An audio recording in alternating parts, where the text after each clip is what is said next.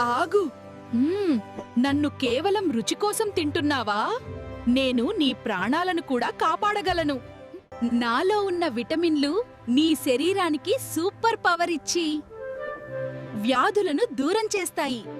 నీ పొట్ట బాధపడుతుంటే నన్ను గుర్తుపెట్టుకో. నేను నీ జీర్ణక్రియను సులభం చేసి నీకు ఉపశమనం ఇస్తాను. నీ కళ్ళ వెలుగు తగ్గకూడదు. నాలో ఉన్న శక్తి నీ చూపును కాపాడుతుంది. నీ గుండె ప్రతి కొట్టుకోవడంలో